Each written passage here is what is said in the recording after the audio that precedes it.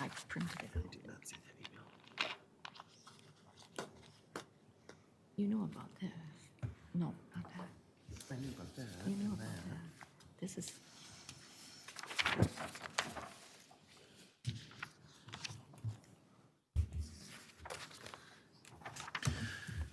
Welcome, everybody, to the Oakdale City Council regular meeting, April 26th, 2022.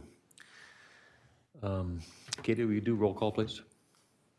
Councilmember Ingebrigtson. Here. Councilmember Olson. here, Councilmember Svedberg. here. Councilmember Zabel. Here. Mayor Rinke. Here. Please join me now in the Pledge of Allegiance.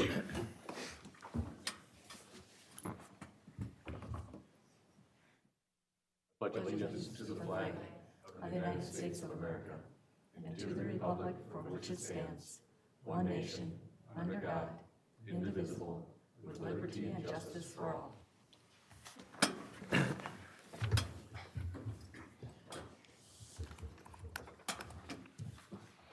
Councilors, in front of us tonight, we have the agenda.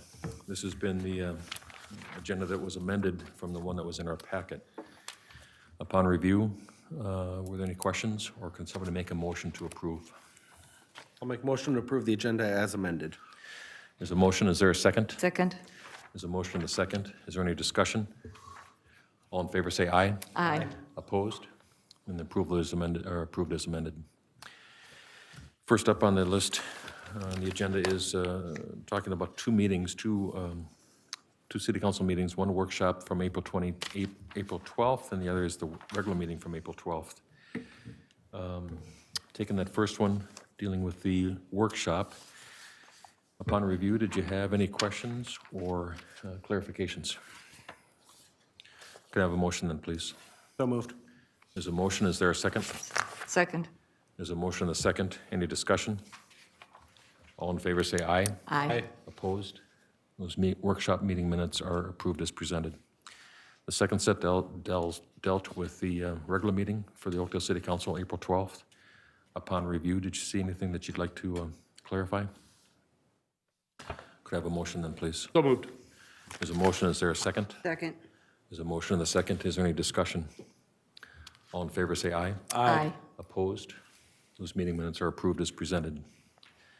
Next up on the agenda is a proclamation dealing with the Fair Housing Act, and I'm privileged to read this. It goes as follows. The City of Oakdale, State of Minnesota, proclamation. Whereas the Fair Housing Act, enacted on April 11th, 1968, enshrined into federal law the goal of eliminating racial segregation and ending housing discrimination in the United States. And whereas the Fair Housing Act prohibits discrimination in housing based on race, color, religion, sex, familial status, national origin, and disability, and commits recipients of federal funding to affirmatively further fair housing in their communities. And whereas the City of Oakdale is committed to the mission and intent of Congress to provide fair and equal housing opportunities for all.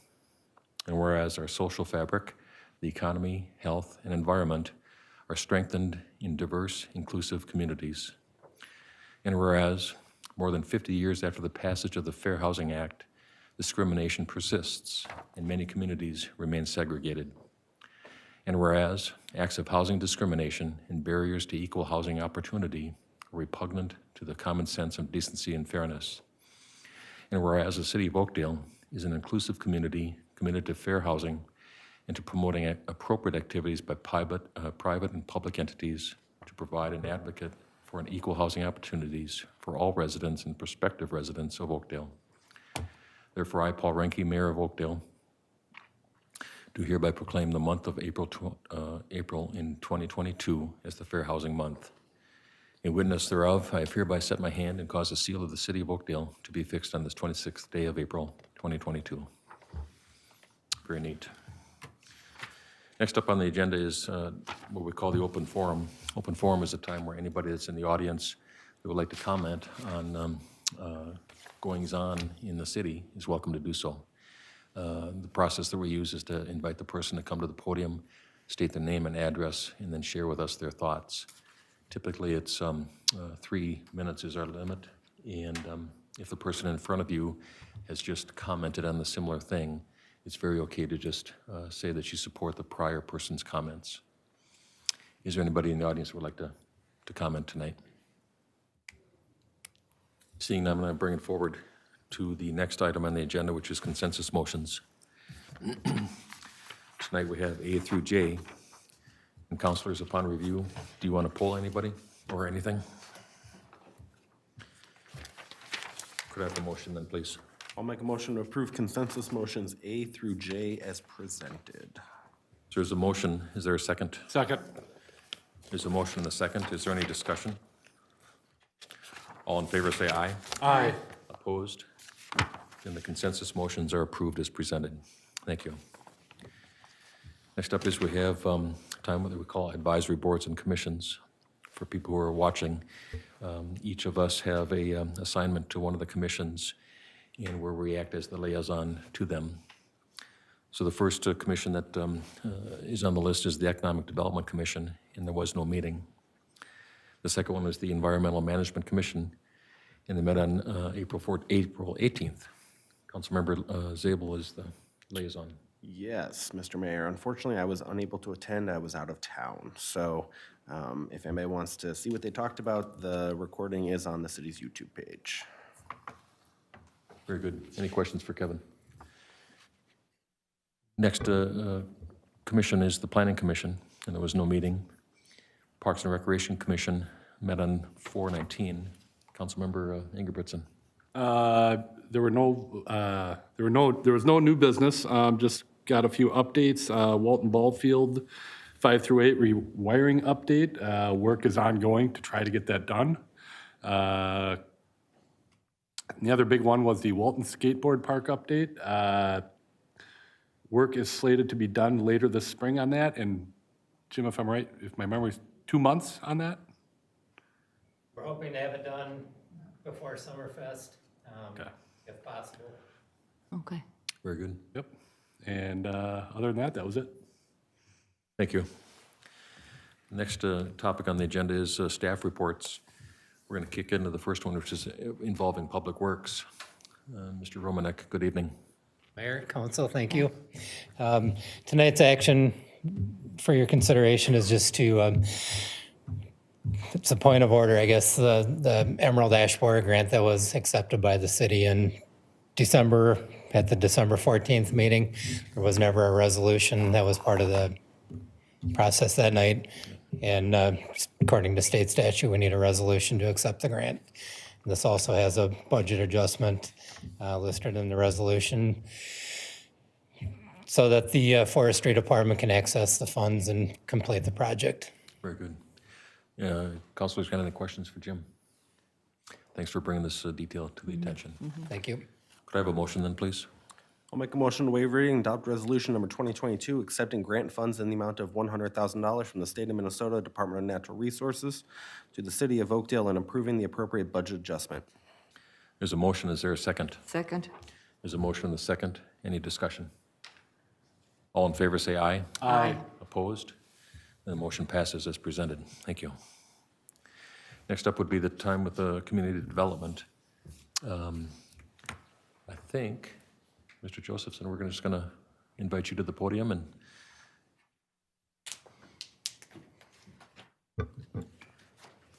if you wouldn't mind doing the introduction. Sure. Into your work and the great things that you've done over the years. Mayor, members of council, Adam Josephson with MnDOT. I'm the East Area Manager, so I work in with communities in Washington and Chisago counties. Was asked tonight to update you on a couple studies and a couple projects in the area that you'd have some interest in. There is a presentation. Someone bring that up.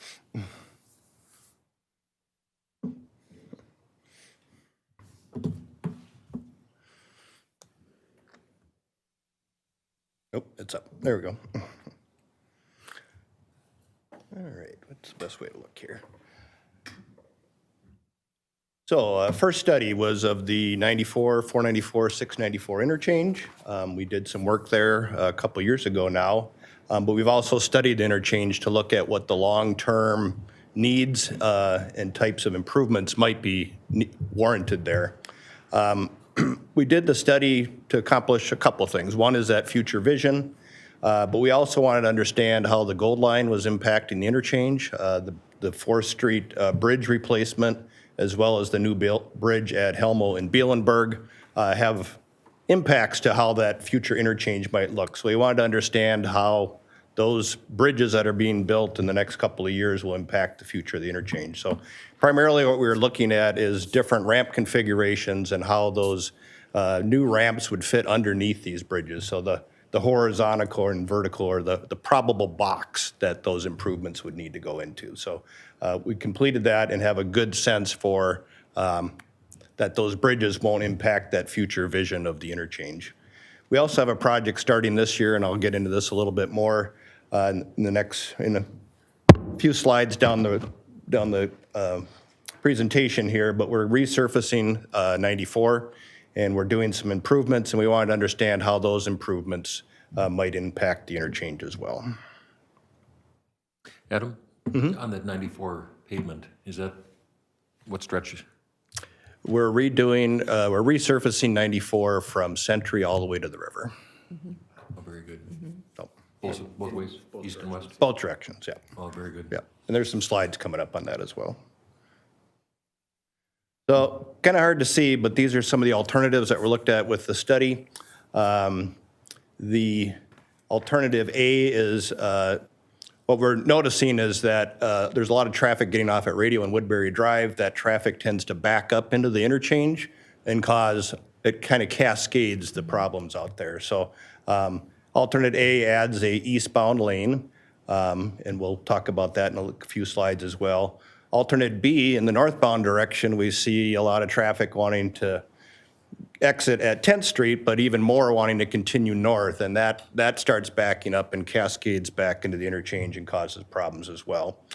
Then we get in the interchange itself. Obviously, it's a cloverleaf interchange, and how the loops interact with each other start to have impacts on one another as well. So they break down at different points, but the primary loop is the south to east loop that has problems. So C, D, E, and F are just various configurations of how those interchanges might be reconfigured to eliminate a couple of the loops and provide what we call a flyover ramp to replace the loop with a directional ramp of sorts. So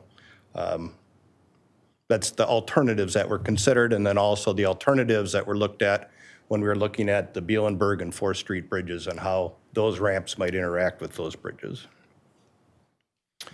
So this is the project on 94 that will be starting this year, or probably in July of this year. We're doing what's called the unbonded concrete overlay. This is very similar to a project we did on 694 back in 2010 already.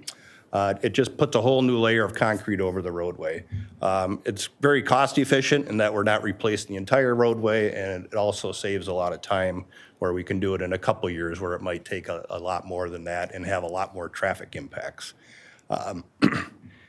As I mentioned in the study, the eastbound direction of 94 and that traffic interaction with Radio and Woodbury Drive and how it cascades back into the interchange.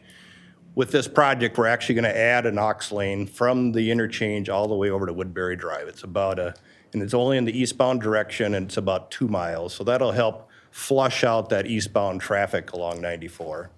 There's a couple noise walls that are being constructed with the project. I'll cover those in a little bit. There's also some stormwater and pipe culvert replacements, and then a lot of miscellaneous stuff that we have to take care of when we redo a roadway like this. Talk a little bit about the traffic impacts. Again, we'll be starting this summer in July, and we'll be primarily working in the orange area, which is from Woodbury Drive over to the river. And in particular, we'll be looking at the eastbound direction, or really kind of setting up the roadway for the major work that'll occur in 23 and 24. We have to reinforce the shoulders, for instance, in order to maintain traffic out there. So you'll see some restrictions on eastbound. We'll be down to 2 lanes in the eastbound direction in that orange area. Next year in 23, we're really focusing on the orange area. That's not to say there won't be work in the purple area, which is Century to Woodbury Drive, but we're really focusing in on that area from Woodbury Drive over to the river. We'll be down to 2 lanes in each direction for pretty much the entire construction season of 2023. Once we finish that area, then we'll move over into that purple area, which is, again, is from Century over to Woodbury Drive. We'll be down to 3 lanes in each direction. There will be impacts to the ramps throughout the project. We are trying to stagger those closures like every other interchange to give people options on how to get around this area. But this is kind of the basic configuration of traffic impacts for the project. In the fall of 2024, we do have to do a little bit of work over by the Hudson Bridge itself. We'll be down to 2 lanes in each direction. That work will probably take a month or 2 to complete in that area. This is that eastbound auxiliary lane. Again, it's between the 494, 694 interchange and the Woodbury Drive, and it gets into kind of where the lane configurations are in that area. Main reason I really wanted to highlight this is for the improvement, but it also, as we added a lane of 2 miles in length, it triggered a federal environmental process that required us to do a noise study for the entire project, the entire 10 miles because of this added lane. What that study concluded is that there are 2 areas where noise walls were warranted, and that the noise levels along 94 were high enough to warrant a noise wall, and then those noise walls were also effective enough to reduce noise at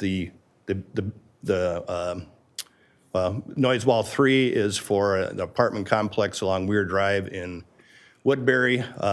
So the noise wall will mitigate or reduce the sound levels in that area.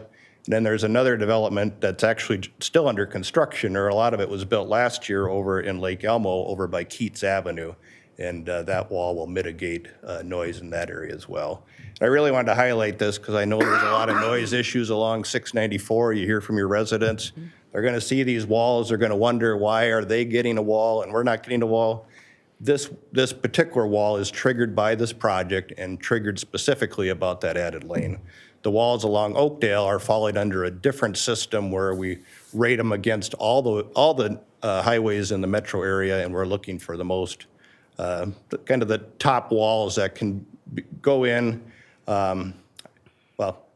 We do about 1 or 2 walls per year where we call them retrofitted into the system. And some of the walls out there were done under that process.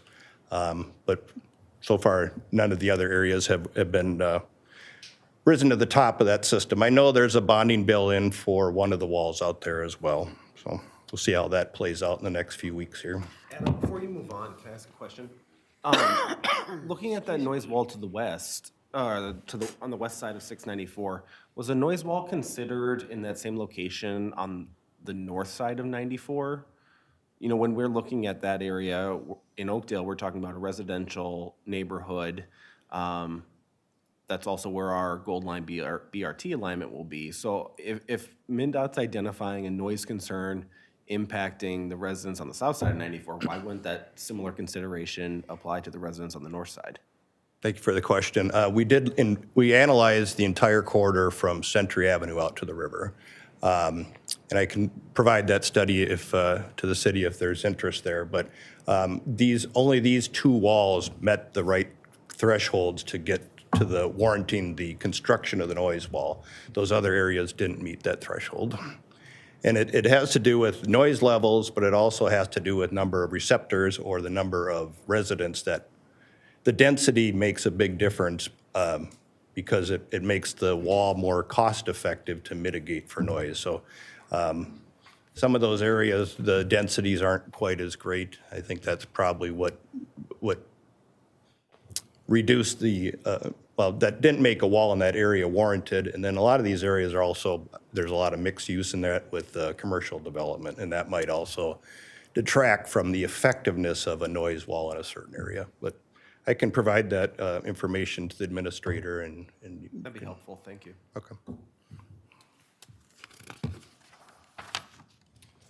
So another project that's starting up this year, and actually they're starting to do some of the work this week. I noticed some of the traffic control going in as I came over here tonight. But this is the resurfacing of Highway 36 from Edgerton out to Stillwater. It's a 4-inch mill and overlay. There's a lot of miscellaneous repairs that go along with that. Again, that work is just starting and will go through the middle of September of this year. There is a project website that's provided here. I did notice in your spring update that the project is covered as well, and the project website is also covered in here for folks at home in particular. I would encourage people, if they want to know about there's gonna be a lot of changing traffic impacts out here. If people want to know about those changes, go to the website, sign up for those traffic updates, and we'll send those directly to you. So the project is kind of two halves. And it splits around 694 Fleet Farm area, where the stuff to the west, this Edgerton to 694, we're going to do weekend directional closures. So what those will look like, the first area the contractor's getting queued up to do is the area between Edgerton and 61 in the eastbound direction. We're currently scheduled for May 6th through 8th weekend, so Friday through Monday. So that entire stretch will be closed to traffic, eastbound only, and there will be a detour then for that traffic. Westbound would be maintained on the roadway. The next weekend, we would do westbound in the same area. Eastbound would be open, but westbound would be detoured. Then we'll move over to a longer stretch between 61 and 694. That'll take 2 weekends to complete. So we're anticipating we'll be able to attack the eastbound direction first. Again, the roadway will be closed to eastbound traffic, westbound will be open. And then as we get into mid to late June, we would be looking at doing the westbound direction. So you'll see in the direction that's closed, you'll also see access closed to the highway in that same area. I would note that 120 will remain open north-south through both of these phases to keep traffic going in those areas, but a lot of these other areas you'll see ramp closures depending on the direction of traffic closure. So again, I encourage folks to sign up for the traffic updates on the project website. This kind of completes a lot of the work that'll be going on in this western half of the project. So by late June, we'll be ready to move over into the stretch to the east. And that's from 694 out to Stillwater. Traffic out here, we can't do in the same fashion of closing one direction. So we're gonna do some of the work at night, but then at some point, we simply need to close an entire direction of 36. We're gonna maintain traffic head-to-head or one lane in each direction on the other side of the highway and flip them back and forth. This will take about 5 to 6 weeks to complete. There are a number of access changes at the various access points along the roadway, DeMontreville, Keats, Lake Elmo Avenue. Those are the ones that are highlighted here. So again, this information's on the website. If you have interest in this area, I would suggest going to that website. A study that we wanted to talk about is our Century Avenue study. I know we've had some updates over the last, well, I think there was one last fall or late fall with elected officials in the corridor. But we're studying Highway 120 from 94 up to 694 to look at what the future of that roadway wants to be. We're looking at it in 2 phases. The first phase is looking really at inventorying the corridor and also really getting a handle on what the needs are from a lot of different aspects. And then we're just finishing up phase 1 now. We want to move into phase 2, and that phase 2 will look at the alternatives that might meet some of those needs out there. So mainly focused right now on what are the problems with 120, and it's a long list. So I won't get into this one, but we're doing what's called a PEL study, Planning Environmental Linkages. It's really pre-environmental work type of study, but it really sets it up for that environmental phase.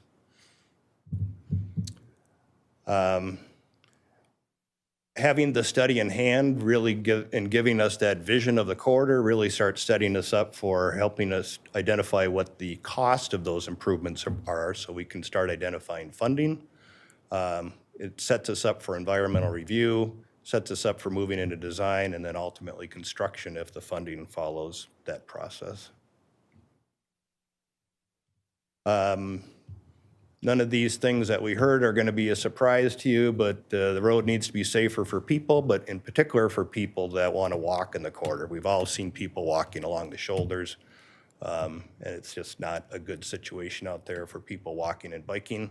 There's too much congestion out there with particularly for vehicles, but then also turn lanes are lacking in some areas. There's a lot of speed limit changes, and there's a lot of parking along the roadway that's causing problems. Want to understand what is possible to achieve in the corridor with a reasonable budget, and of course, a lot of those improvements, particularly if you widen the roadway and add those other pedestrian facilities, there's a lot of property impacts in the corridor because so much of the development is so close to the roadway.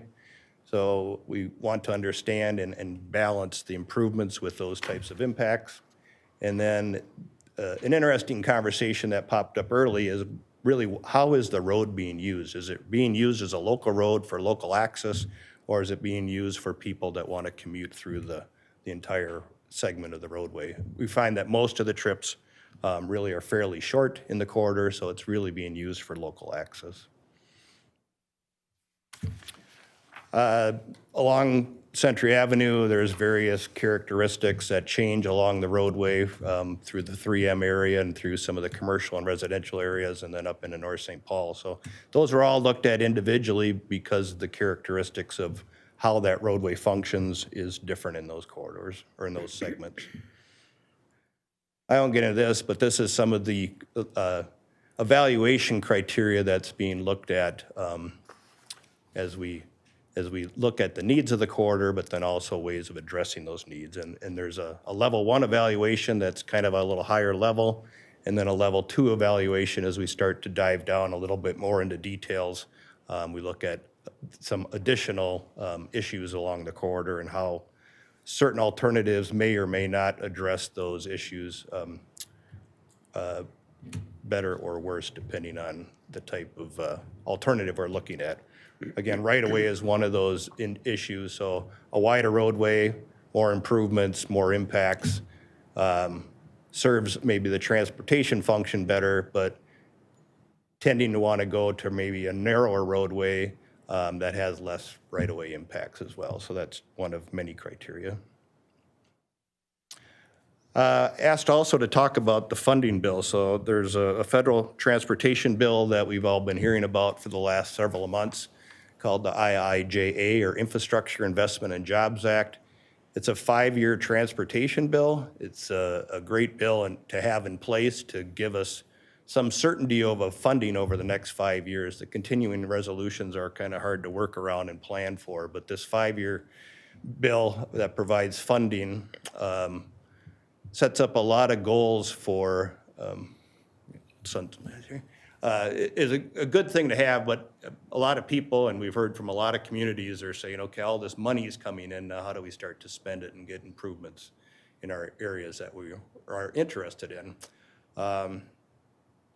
So let's see, what do we got? So it's in place from November of 21 to September of 25.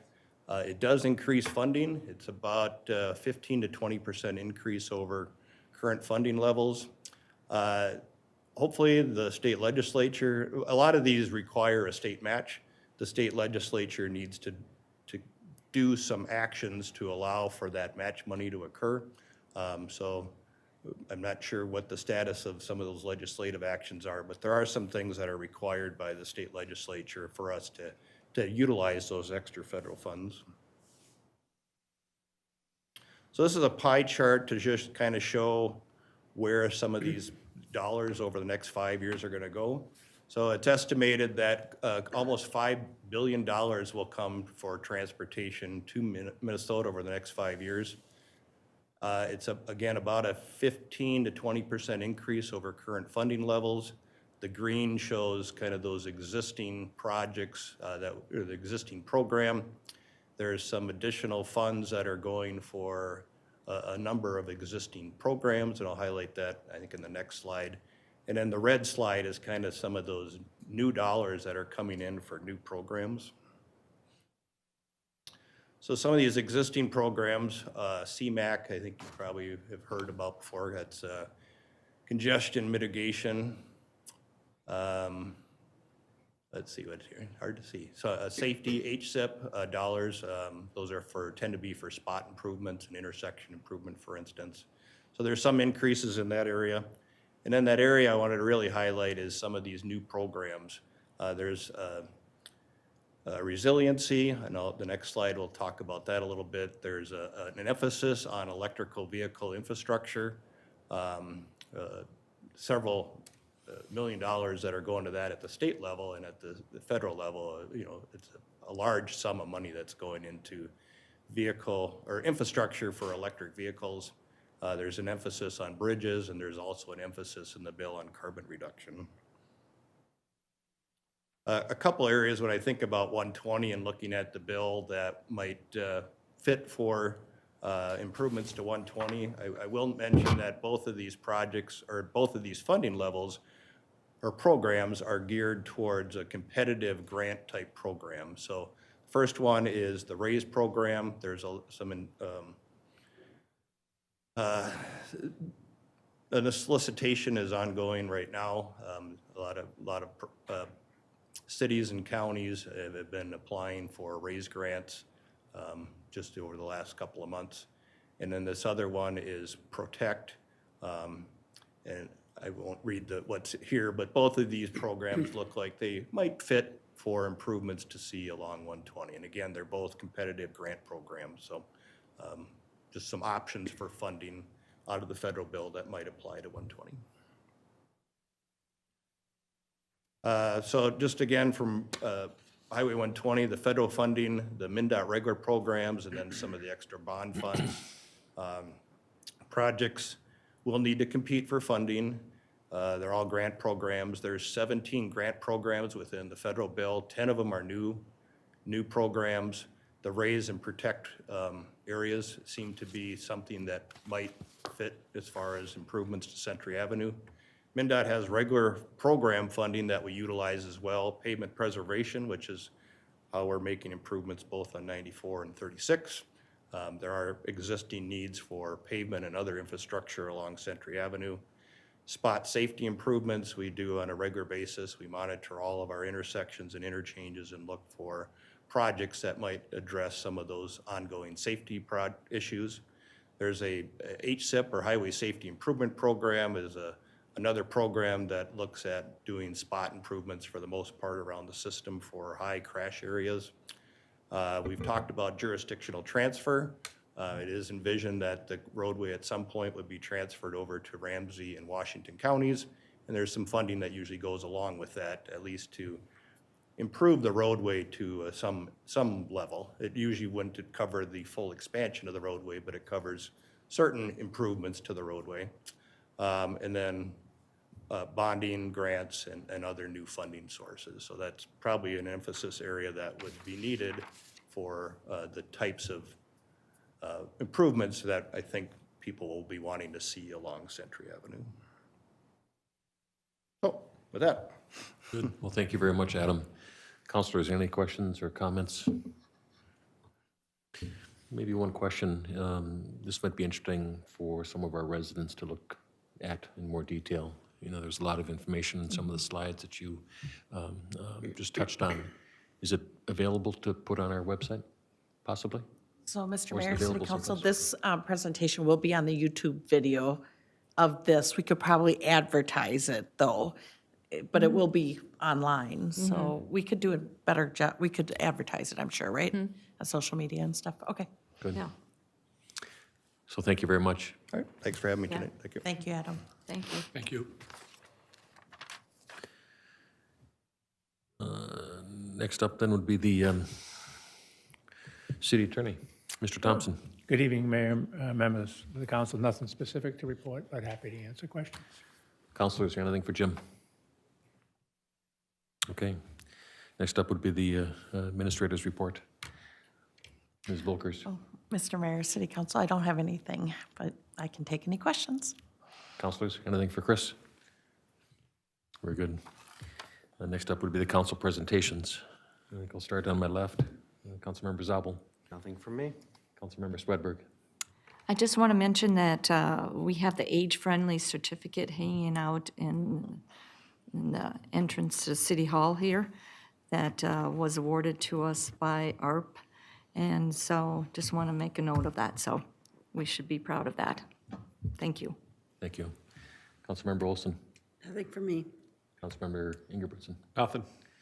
And for me, it's just maybe to tie off of what Mr. Josephson talked about, encourage everybody listening and watching to sign up for the MnDOT website to get the updates on the closings and the changes for the traffic, because there's going to be a lot of activity this summer. That's good news. Award of bid.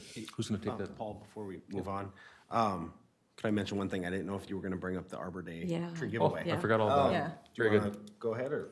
Take it. Okay, so this Saturday is the city's 46th annual Yeah. Arbor Day tree giveaway at Walton Park. So we'll be giving away roughly 200 trees, starting at, I think, 9 a.m.? 9 a.m. it starts. So residents had to pre-register for that. So for those that did, we'll look forward to seeing you out there. Also, Larry Eberhard with Keller Williams is hosting a paper shredding event Yep, they in do the that. City Hall parking lot. So if you're like me and you have 2 years worth of office documents building up, bring them on down, dispose of them.